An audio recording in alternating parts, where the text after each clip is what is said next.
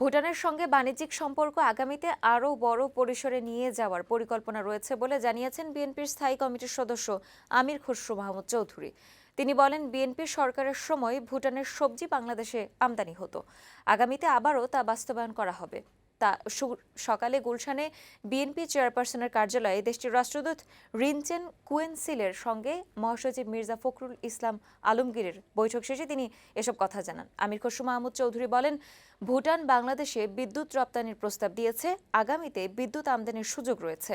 সার্ককে আরও কার্যকর করা এবং দক্ষিণ এশিয়ার মধ্যে সম্পর্ক উন্নয়নে সার্কের ভূমিকাও বৈঠকে আলোচনা হয়েছে বলে জানান বিএনপির নেতা।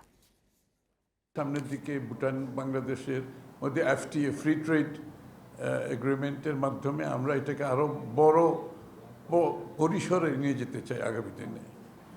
সেই সম্ভাবনা আছে ভালো।